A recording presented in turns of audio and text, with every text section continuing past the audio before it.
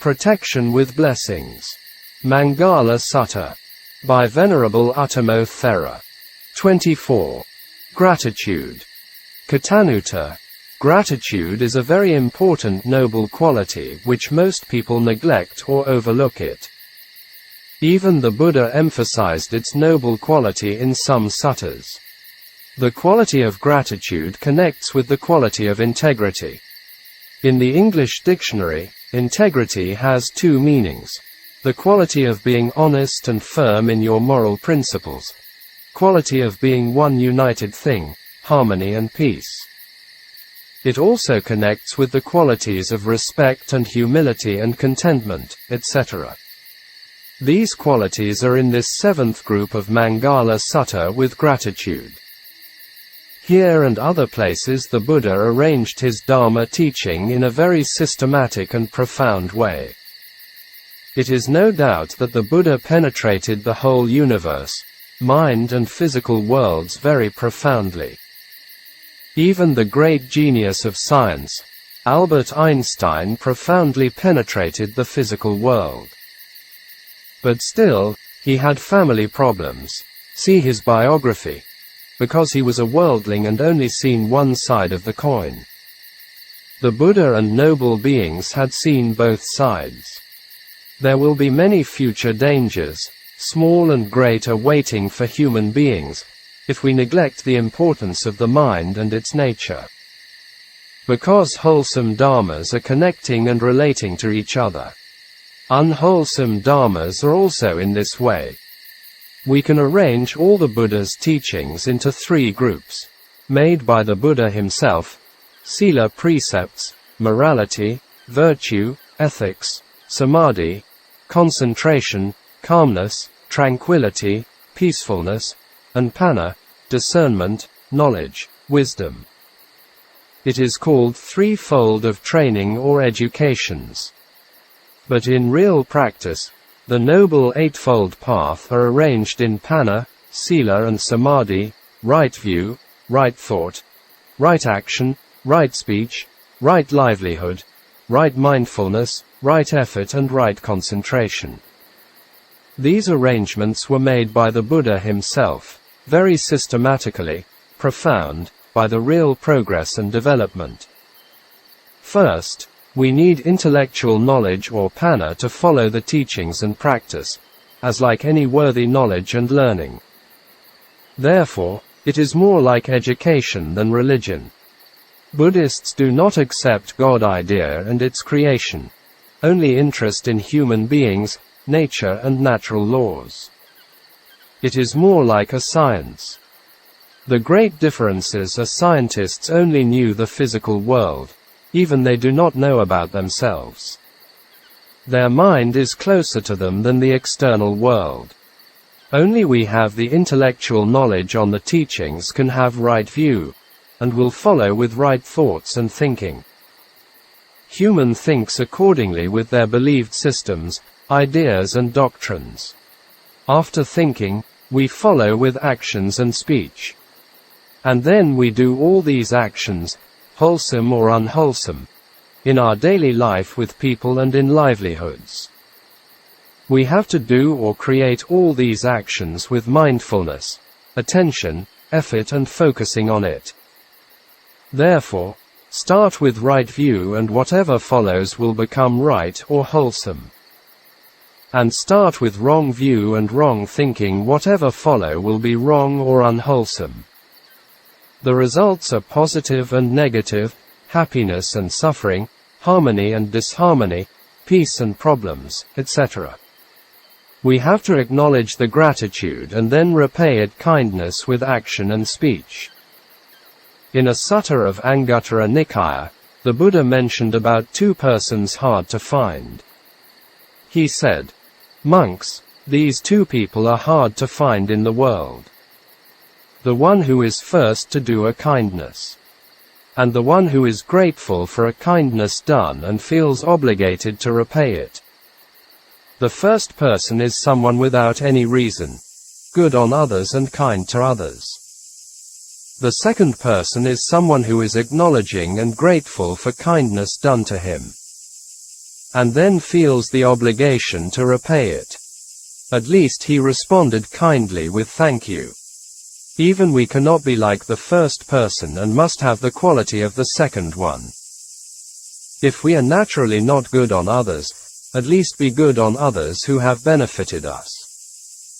Even we should see gratitude as a debt. Some not respond gratitude with kindness and good action, instead insult and injure their benefactors. These are evil, nasty and ignoble people, and it will harm themselves greatly. Mahakapina Jataka story. This was a good lesson for these people. It also taught us what the noble and ignoble beings are. Mahakapina was the name of the monkey, and it was the Bodhisattva's past life.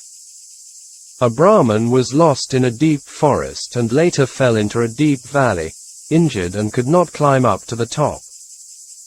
Mahakapina, the monkey, saw him and had the compassion to save his life. So, he carried the man on his back and brought him to the top. The monkey was so tired that he placed his head on the lap of the Brahmin and took a short rest.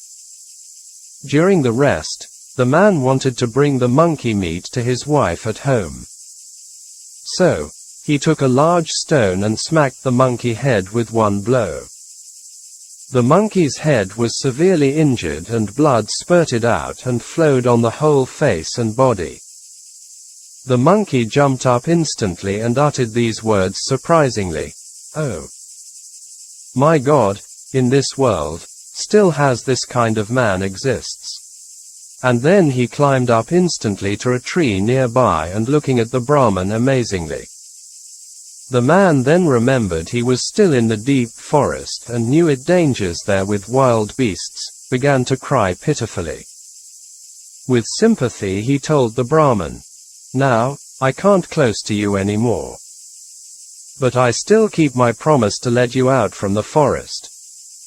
Follow my blood drops." The Bodhisattva bore his severed pain patiently and jumped from one tree to another and showed him the way out.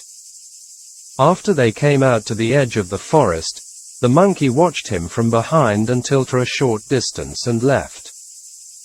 As soon as the Brahmin was out of the Bodhisattva's sight, boils and sores appeared from his whole body. It was very painful and unbearable. He did not dare to go back home and ended up at the city gate and became a street beggar. He lived a very painful and miserable life for a few years. One day the king of the country came out to observe the city, and saw him.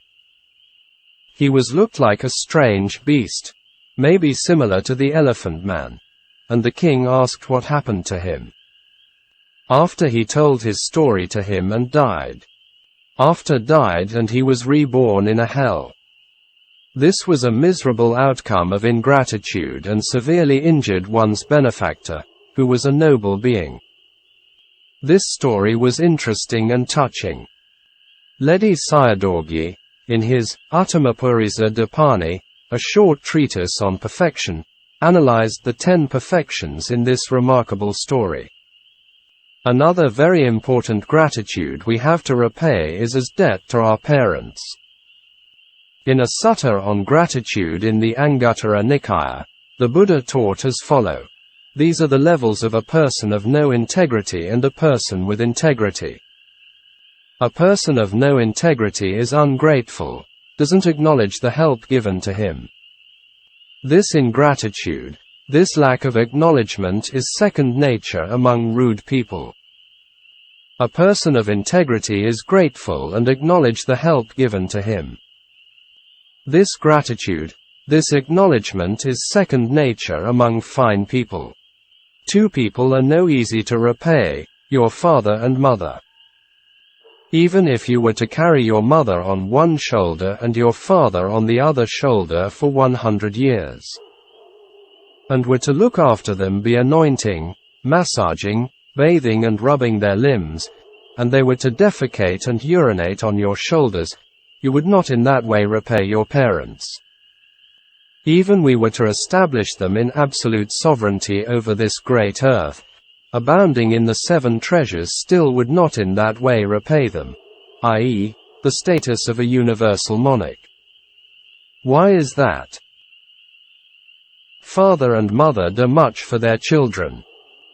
They care for them, nourish them and introduce them to this world. But anyone who rouses his unbelieving parents to settle and establish them in conviction, sada, rouses his unvirtuous parents to settle and establish them in virtue, rouses his stingy parents to settle and establish in generosity, and rouses his foolish parents to settle and establish them in discernment, panna. To this extent, one repays one's parents. Above, what the Buddha emphasized, the important quality of gratitude, was not a small matter. Because he was the greatest of all beings in wisdom and mind power, penetrated everything profoundly and clearly.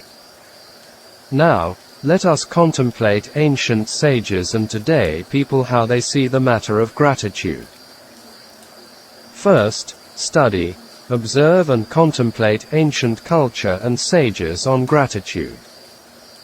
Here I can do it with the Eastern culture and sages which more or less I know. In all the Buddhist countries with the Buddhist culture and teachings will follow what the Buddha taught. Nowadays the view and practice with gratitude will be changed a lot with the influence of Western culture and thinking. This also strongly influences on the modern Chinese, old or young. Chinese people were from ancient time had teachings and education in moral and ethical standards, disciplines, duties and obligations from the family level, society level and government level. It seemed to be these wholesome views and education systems were already existing even before Confucius's time. At a family level, it includes the relationship between parent and children concerned with disciplines, rules, duties, obligations, etc.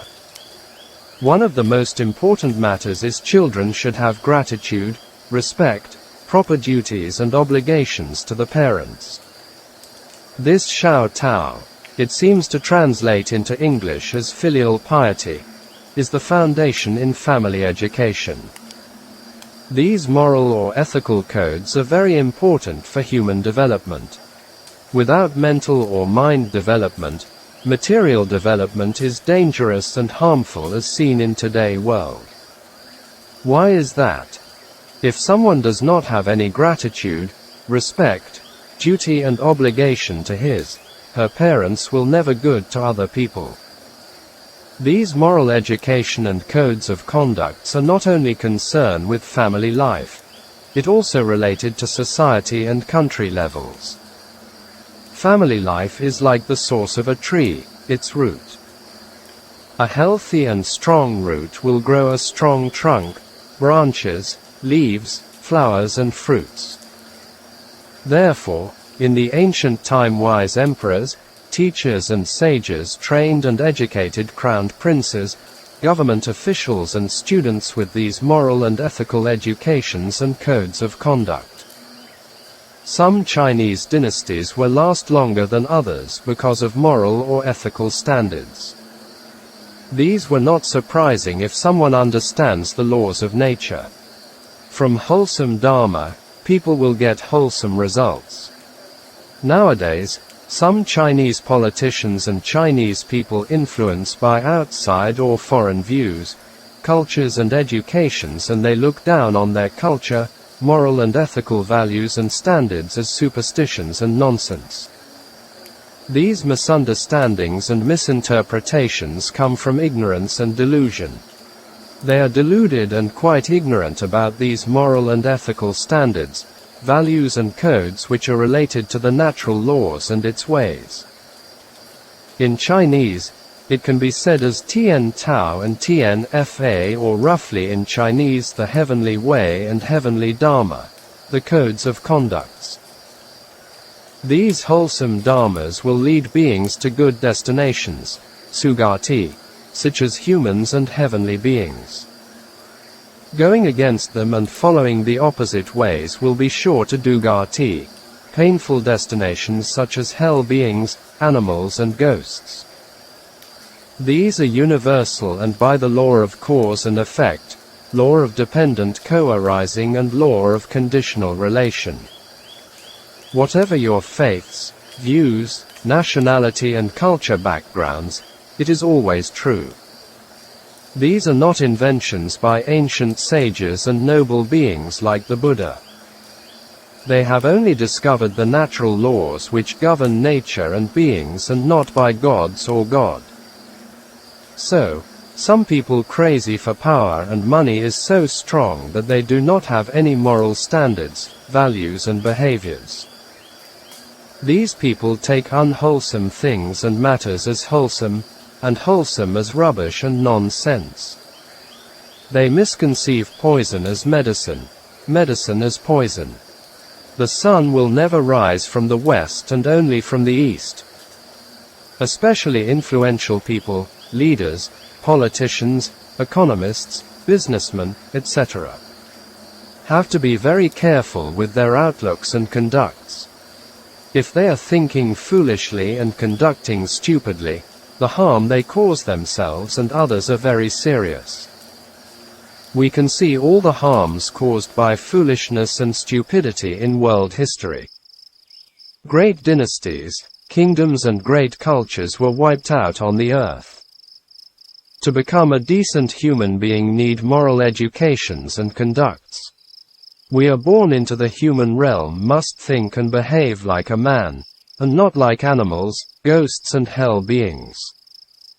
If we have to change our mind and conduct. We cannot change the natural law and it will never be. If we were born and will die for sure, and not by God's wishes, but by the natural laws. A very well-known English historian Arnold Toynbee, who had studied many world languages, praised Chinese culture very highly and its philosophical and wisdom language. People who study Chinese letters will understand what he had said. Some people are asking questions like, is man has any future? Some scholars refer to Chinese civilization and culture as a good example. From the Buddha's teachings, this point is also true. The ups and downs of human civilization greatly depend on human moral principles. These are foundations not only as a human, but also for survival and progress. All these points were mentioned in two of the long discourses in the Digha Nikaya, Cakkavatti Sutta and Agana Sutta. It seemed to be the Chinese knew these things even before the Buddha. This might be one of the main reasons when Buddhism came to China and Chinese people were easily accepted as part of their lives and developed it. Now, these three teachings, Taoism, Confucianism and Buddhism, are inseparable, and not like the other faiths and religions. Talk about gratitude, then. Sariputta was also a good example of integrity. He was grateful and acknowledged the help given to him by someone. It was second nature to him, and among the fine people, the Buddha also supported it.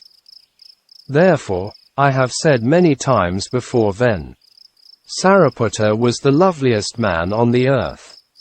He had many fine qualities we need to learn from him. Sariputta entered the stream, became a Sotapanna, was not with the direct teachings of the Buddha. He heard a short verse from Ven. Asaji, Asvajat, which run thus. Ye Dharma Hetapa Bhava, Tesam Tathagato Aha, Tesanka Yo Nirodho, Evam Vadi Maha Samano. The Tathagata, i.e., Buddha, has declared the cause and also the cessation of all phenomena which arise from the cause. This is the teaching held by the great monk. Therefore, Ven. Sariputta always paid respect in the direction where Ven. Asaji was and went to sleep with his head lying in the same direction. This was out of gratitude and respect for his teacher. The Buddha also encouraged the monks to follow his example. Another story about him was related to Ven. Radha. Radha was a poor old Brahmin who stayed in the monastery and helping the Sangha with small matters. So, the Sangha provided him with foods, clothing and dwelling. He wanted to become a monk and asked permission from them. Because of his old age, no one wanted to help him. But the Buddha, with his supernormal power, knew that he was due for arahantship. So, he called all the monks and asked them as was there anyone received Radha's offering before. Then, Sariputta told the Buddha that Radha had offered him a spoonful of rice before. Therefore, he asked Ven.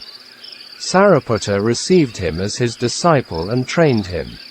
Then, Sariputta ordained him and trained him. Old monk Radha was easy to admonish and followed his instructions strictly that within a few days became an arahant. Here was Ven. Sariputta even remembered very clear Radha as a layman offered him a spoonful of rice very long time ago. This wholesome quality compared to the character of Devadatta was quite far apart.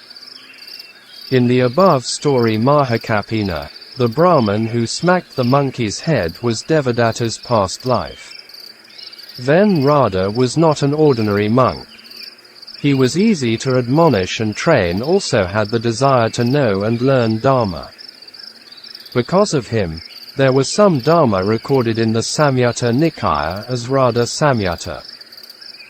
He put a lot of questions to the Buddha on Dharma, over 20 of them, which the Buddha answered and inspired others. Therefore, he was foremost in this. He also had a darker side about him before ordained. He was a family man before and had some children of his own. But after getting old, nobody wanted to look after and care for him. Therefore, he ended up living at the monastery. Nowadays, most societies are in a similar situation. More and more people neglect their parents. Some end up on the street life and others in nursing homes.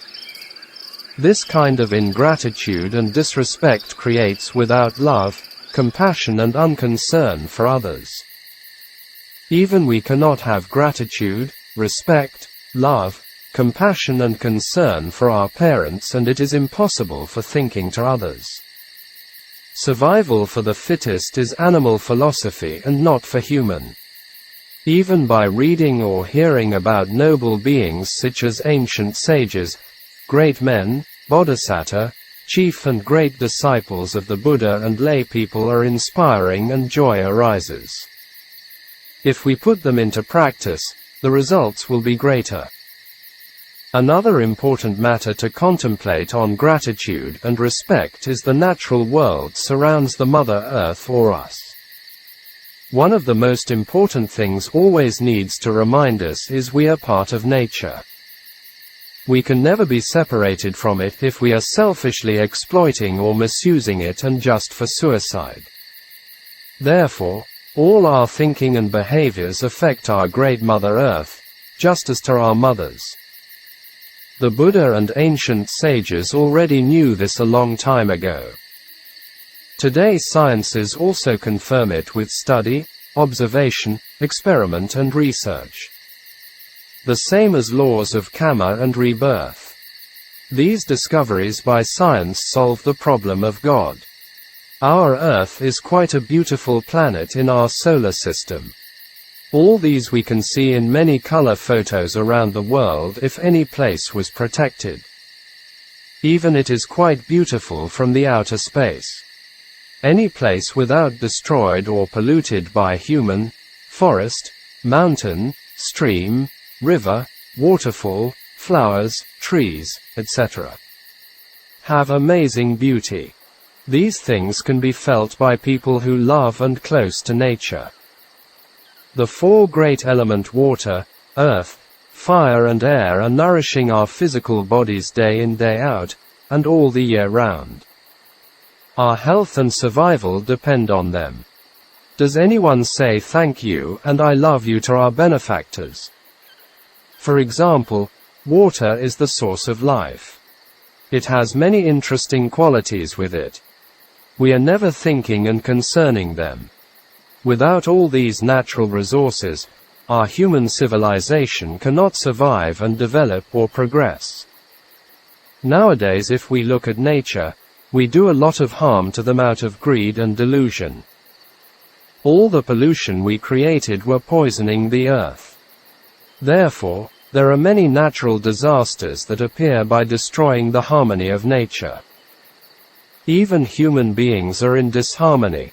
There will be violence and suffering arise in societies.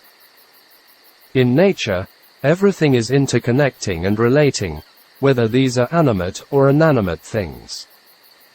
Therefore, with gratitude and respect, we should protect the earth, treat it properly and wisely. With gratitude and respect come to love, compassion, concern, harmony, happiness and peace. So, let us develop the noble quality of gratitude for the highest protection with a blessing to oneself and others. 2017 was the hottest year in records. And also, many disasters appeared such as heavy rains, hurricanes, forest fire, very high temperature, 50 degrees Celsius, earthquakes, etc. And then in the United States of America, there were many shootings with guns and killed a lot of innocent people, as in, e.g. in Arizona State, a man from the window of a hotel room was shooting people with the automatic rifle. These people were gathering at the open-air concert. Most of these things were happening on the continent of America. Now, the most important and urgent problem to solve is temperature rising. Human mind and behaviors, i.e., unwholesome mental states and actions, are the main causes of all these unfortunate results.